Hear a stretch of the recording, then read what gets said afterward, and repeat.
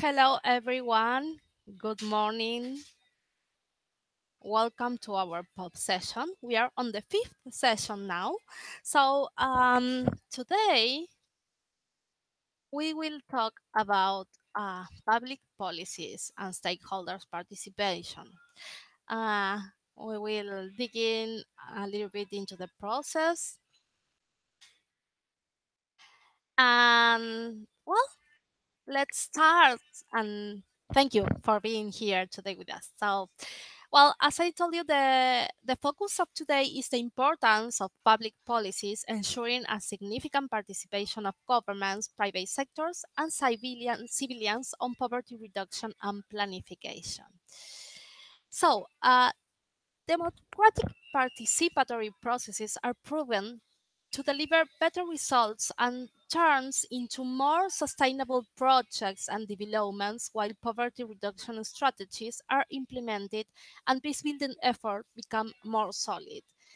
That's why we focus today on this topic because um, while doing our efforts on poverty reduction, we are also contributing to peace building efforts and uh, this becomes more and more solid.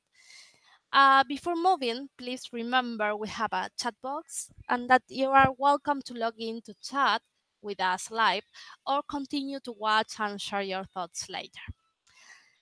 About these public policies processes and the participation of the different actors, I like it to split it into keywords, like part of the process. Uh, it will be comprehensive of the more important topics or keywords, right?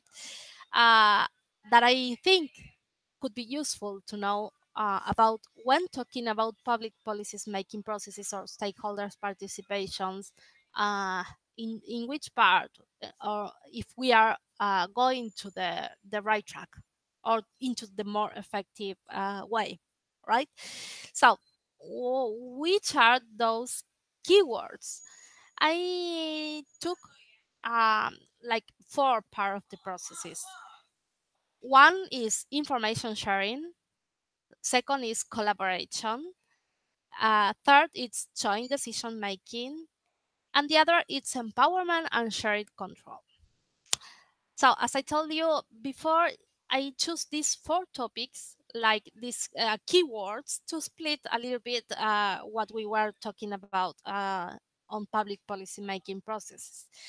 But why it matters that public policies are developed and made in collaboration and joint decision making with the participation of stakeholders, and why it matters that public policies are made with the empowerment and shared control.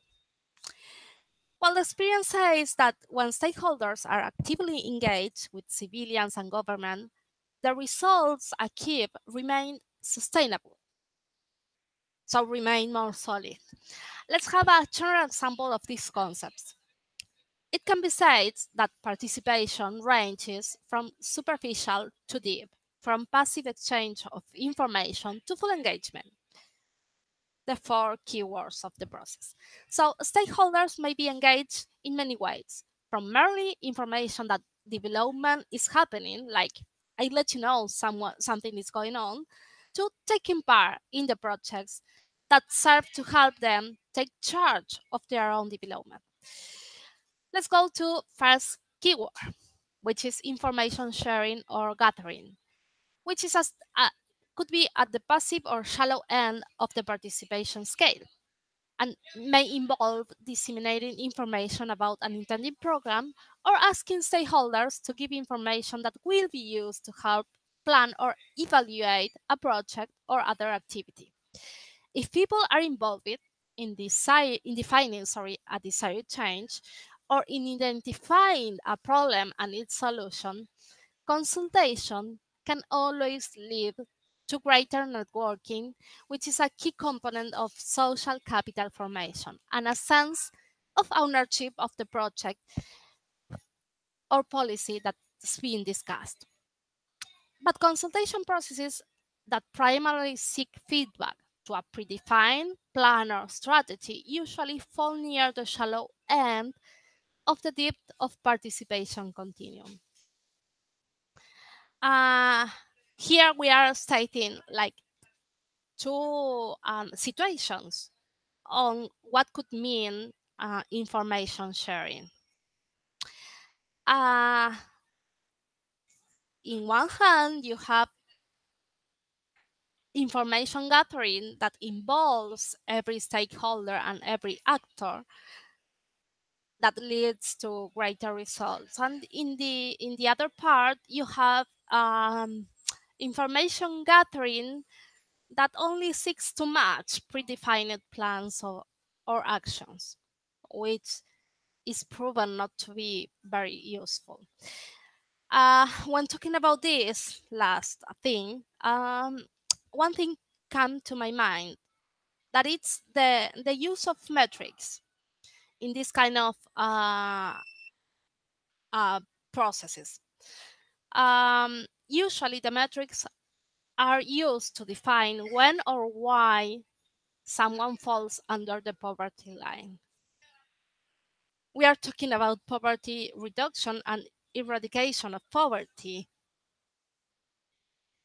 in our peace building efforts and within a culture of peace.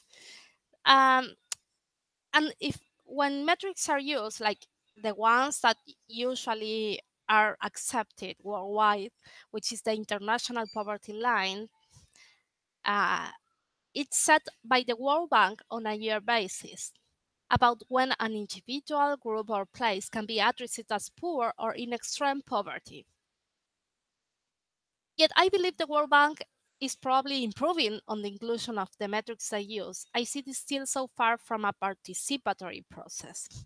What they use usually falls under the shallow end we talked it before, because it's not about asking stakeholders and people involved information. It's only metrics that, in big part of that metrics or statistics, comes from theoretical uh, information. Um, that leads me to a question that, and to a thought that could be really meaningful, that all sectors and stakeholders go out there and, when establishing that standards, commit to use resources that goes beyond a one-way idea, assumption, or metric.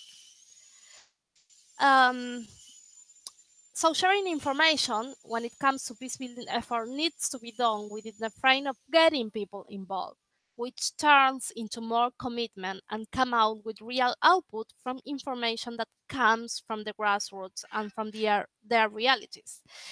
When challenging to move forward, poverty reduction statistics and pre-assumptions are proven not to be effective for this particular challenge, and it's faced worldwide, that we face worldwide about ending poverty.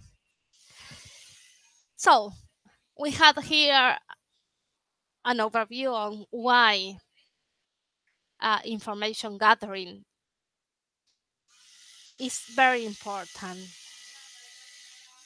When we use participatory democratic processes, we can deliver very effective metrics, and metrics that are alive and in consonance with what is going for real. We gather the information to have a general view or a specific view of what is going on about poverty.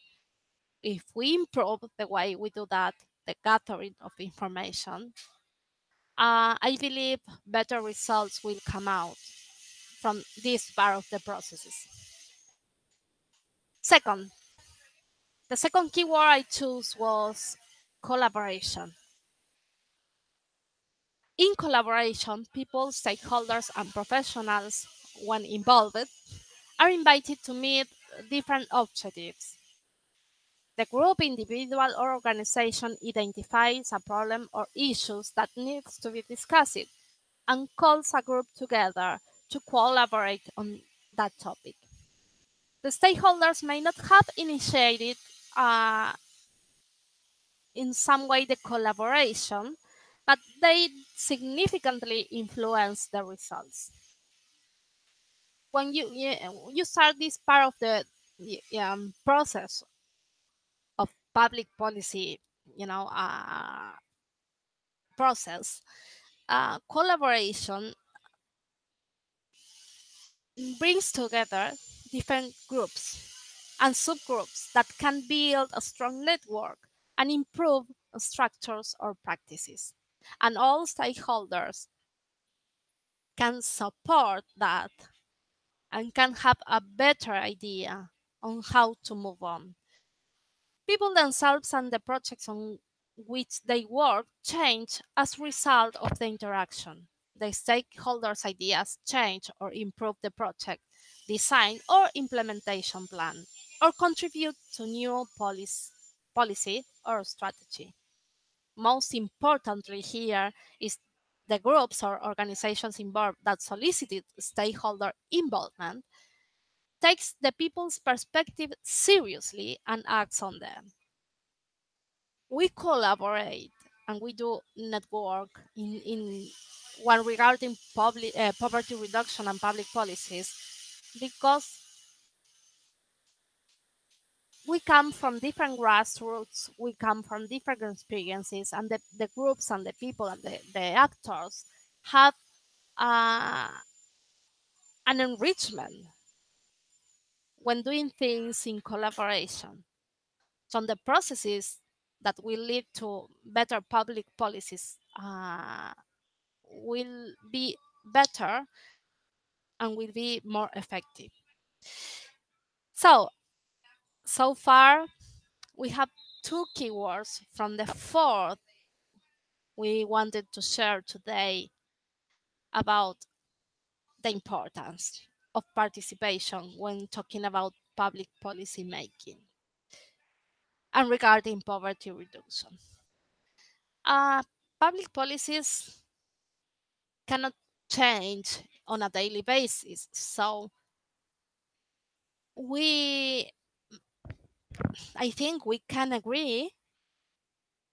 If not, I would like to hear or to read your thoughts. But I think we can agree that this is very important. Each part of the process uh, has an impact that will last on the time. So that is why I wanted really to, to go to some points here today. Um, in collaboration, um, we can really move forward on what's poverty reduction means and the challenge we face when talking about eradicate poverty worldwide. So before moving into the next part of this webinar, I share with you what I question myself about how to make bigger organizations, government and official bodies to use realistic metrics and not theoretical ones. I believe that if this really becomes something more attached to reality, not only when sharing information, but when becoming collaborative across all sectors involved, then the outcomes that this brings will make a more easier work, the work that needs to be done for all stakeholders and people involved, and will turn into more successful and meaningful collaboration. Even though I split it in four keywords, as you can see, every keyword is attached or related to the other one. Let's move to the three. Shared control. That's the keyword. Shared control. What means it's that involves a deeper participation than collaboration. Citizens and stakeholders become empowered by accepting increasing responsibility for development and implementing action plans that are accountable to group members for either creating or strengthening local institutions and government policies. Each of them assume control and ownership of their participation on the process or project and making decisions accordingly. At this level, local participation is more sustainable because the people concerned have a stake in maintaining structures or practices. When you open this process to the control of everyone that is involved, um, then you deliver better results. You deliver, you open a way to make improvements when needed, to change things, or even though to, to disregard something that previously supposed to be effective. And this is what we are looking for. When we talk about public policies, we look those public policies have an effective and a deep impact, a positive impact in the communities or for the stakeholders and actors and people that were for for what those policies were made to. I sorry if I may if I express a little bit confusing. I expect not. Um, I was about to say it in Spanish. So okay. Recapping.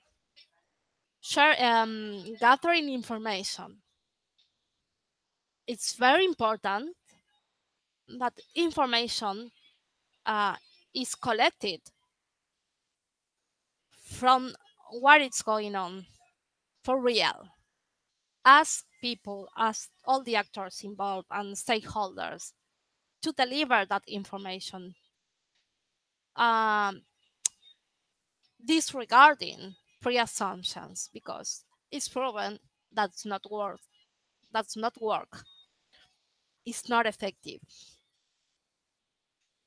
When you have the information on the public policies process making process, um, it's also very significant if you ask the people to share and to get involved in collaboration, uh, to build a strong network across sectors and groups, because this leads to more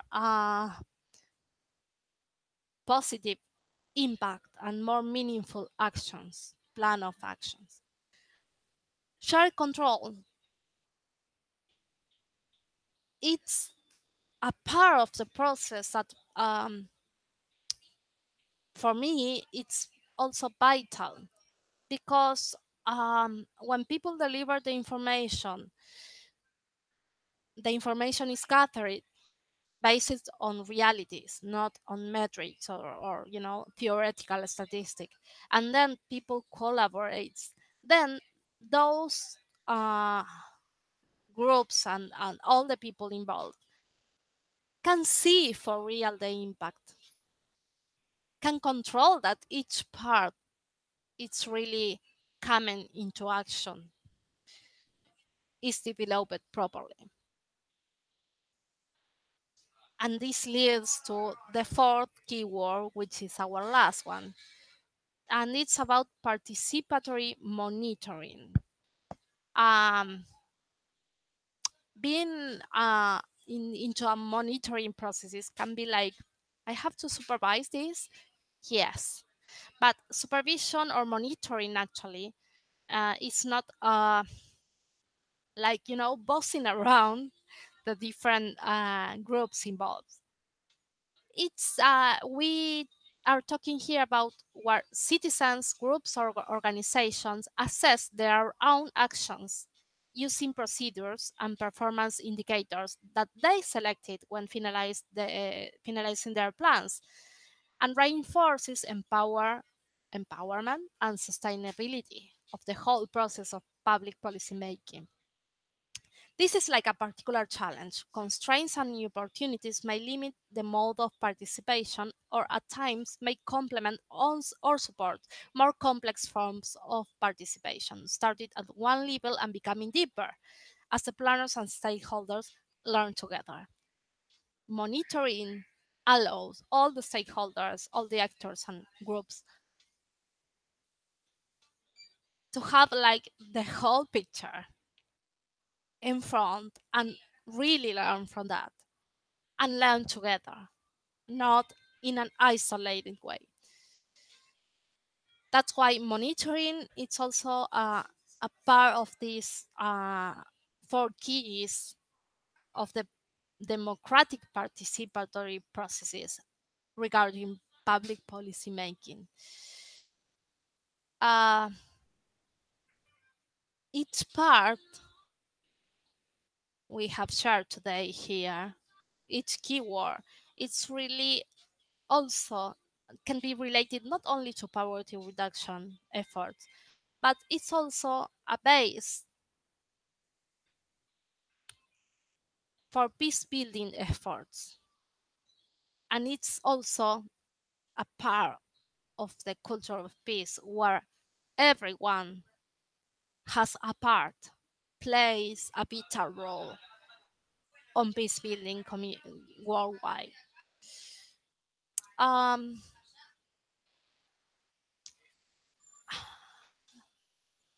Let me share with you this is a personal insight that when looking, studying, and going further on this topic, uh, specifically, this process made me think deeply about how impactful is our commitment. On, you may think on bigger scenarios, but I think on daily scenarios. Uh, Reducing poverty and peace building is not something like from other world. It's not fiction, it's reality, and we did do this, sorry, on a daily basis. If we can commit to be aware and to understand why, for example, in this case, each part of these processes are really important and how we can contribute, I am sure we will move forward, being successful on peace building. Sorry, on poverty reduction. Um, I'm sure each of you that may be seeing this session today have maybe a lot of questions and doubts or ideas to share. Please, it's important that we are aware and we can practice, starting by the keyword one, which was information sharing. So today I will be focused and I will stress and ask you to start sharing information. As activists, we also have our responsibility and I think and a commitment. And I think part of this commitment is specifically starting with point one. If we start with information sharing about uh, what is going on, about what to do, about different processes, and get involved and build a solid network, um, there will be better outcomes, and our participation and our impact would be really significant, and would be even if I'm being redundant, would be real because will be based on real situations, on real experiences and real metrics. So please be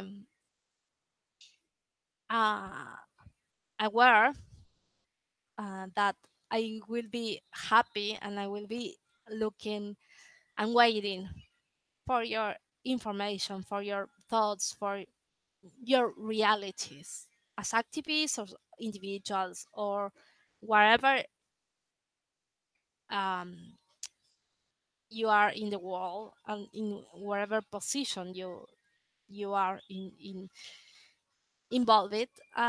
Everything is important. So let's start with keyword one and make more effective um, participations regarding public policy making, because this is a way that we can also change this reality of poverty situation worldwide. Okay, finally, it's usually seen after information is spread about poverty topics. Everyone wants to do something. Everyone wants to get involved. And when coming to this particular topic of policy making, people involvement, I believe participatory monitoring process becomes mm, really essential. So, I remember a campaign from an organization which attempted to put a human face on poverty. They featured a story of a community from Ethiopia suffering famine. The story was shared prior the launching of a festival to raise funds and raise awareness about poverty. And the face for that poverty community was the one of a young woman with a children. Supposedly, the festival was a success. They raised money and put on the spotlight a lot of attention to the woman and the baby and to the community in Ethiopia. When I was, you know, looking for information and for about what was successful and what not, I saw this as a failure, and I will share with you why. I think like that. We know that poverty reduction is not equal to raising funds.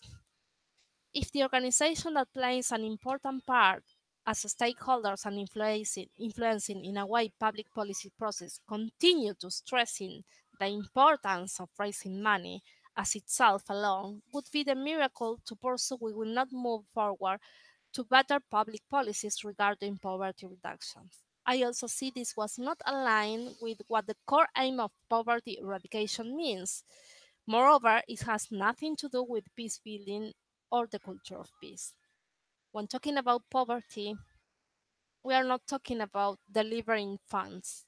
We are talking about the dignity of people, empowering communities and individuals. As a result of the process and campaign I am giving as an example of the monitoring processes, the woman and her baby remained attached in people's memories as the iconic face of a campaign and, of course, of the organization. This woman was interviewed after a time by few journalists, and herself expressed that related to the campaign, she remained as the face of the campaign. The story was well documented, but nothing really changed for her. She acknowledged that some people were benefit from the campaign and their funds, and their lives improved for a while, but nothing moved forward related to poverty reduction. While I cannot judge the organization intentions on doing this, I believe that if we really get a deeper understanding on why it matters to get all stakeholders involved on each part of the public policy making processes, there will be less iconic stories and more meaningful action. This is why monitoring also is vital. I guess we cannot pretend to be in all places at the same time, but we can start at least with the first step. As we used to say in Yodo, uh, each one teach one. And if we move one to one into a step by step process, we can start learning, we can start being aware, and we can start to be more effective on a realistic base. As a result, we will be more impactful and our actions will be positive and not deliver like negative results, as the example I gave to you minutes ago. Also, and in a personal opinion, we cannot accept at this point of the worldwide efforts to reduce poverty that anyone remains attached as iconic story on poverty. I think we are into a time in this world in which we need to, move from idealistic ideas into a really effective actions. Um, and I believe, as I said before, no doubts about the I'm not question the intentions of the that organization in this example, because it's not my my view work at this point. But I think even beyond their intentions, this was not successful. This was like a failure, but we can learn from that. Um, share this.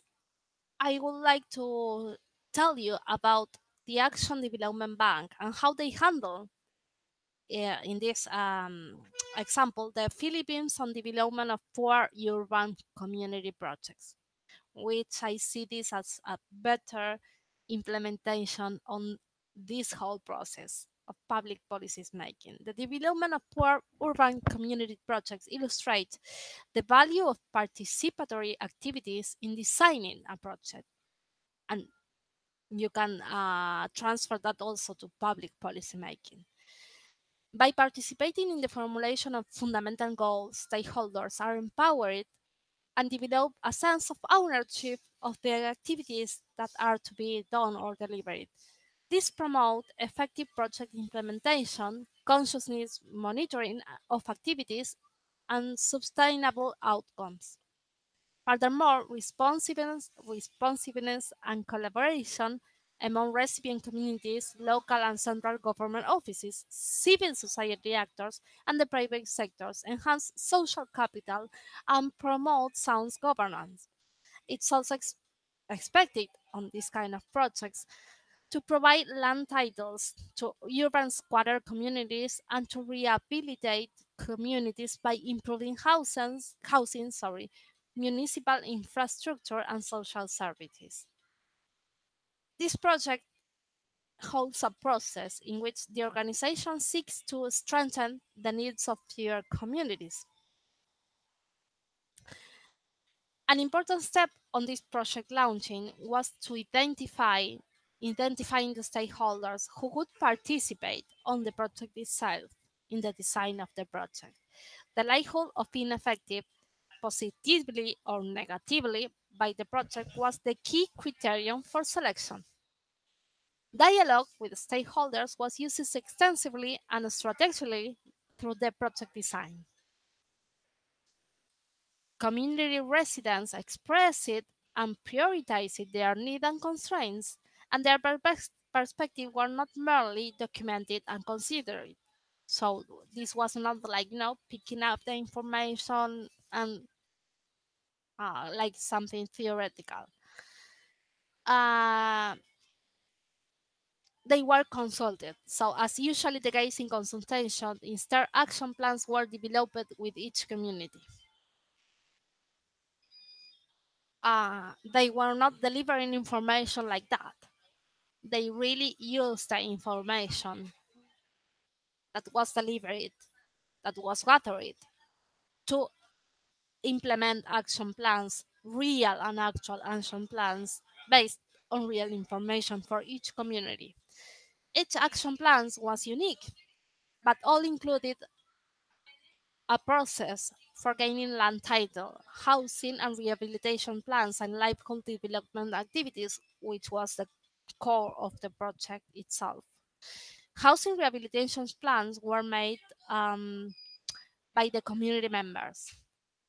The ensuring law builds on the community planning process in pilot communities and included a full community participation and empowerment component to institutionalize the community organizations. However, the government, not local residents, selected the project objectives of rehabilitation of housings and provision of services for urban squatter communities. But certainly, we must wonder whether local residents would have identified the same objective and if they had been involved in the overall conceptualization of the project.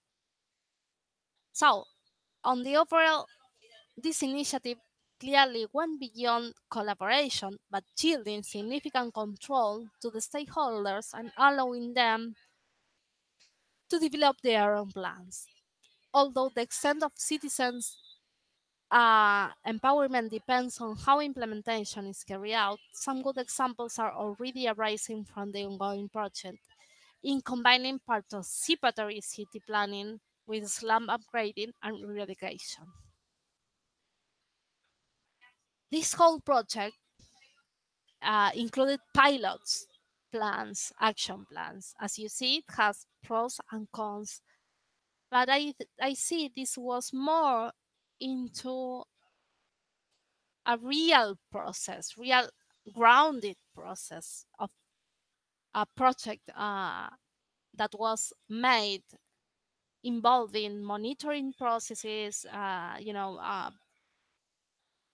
consultation for to all the stakeholders and all the actors involved,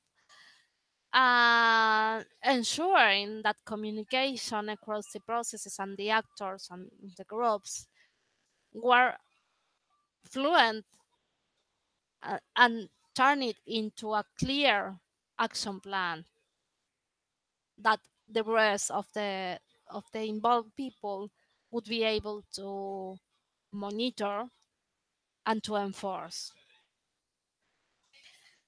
Um, Lessons from successful SLAM and graded pilots undertaken in partnership with NGOs are being incorporated to the design of similar initiatives uh, worldwide.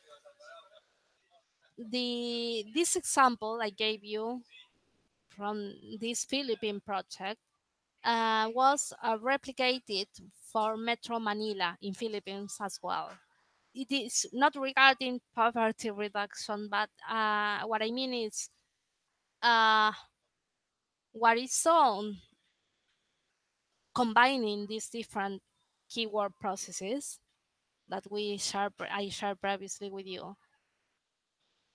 It's really impactful and it has positive results. Allow everyone and at every step of the processes to learn what really works and what not. So we are going to the end of the session. It was a difficult one today and technical issues, but we finally were able to do that. I would like to thank you again for being with me at this time. Um,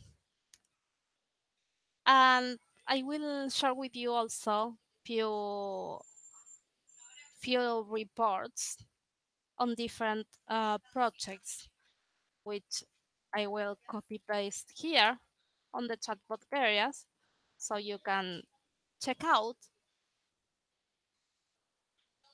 if you want to learn more from other experiences worldwide. So remember, we encourage you to start practicing information sharing, with having in mind uh, that when we use information or we share metrics to start influencing on public policy making processes, we really have here a responsibility. We must do it based on a participatory and democratic process involving all the actors and all the sectors. As activists and as peace builders, this will enable us to move forward into the Agenda 2030. Again, thank you very much. I invite you and I remind you that our next session will be next week on Thursday, as usual, at this time. And please, again, share with us your thoughts, your ideas, your questions, your doubts, whatever you feel like you want to share. It's really important for us to hear from you. We learn from each other and we lead into more effective peace building efforts and to strengthen communities in in a in the poverty reduction efforts as well. Thank you and see you next session. Bye bye.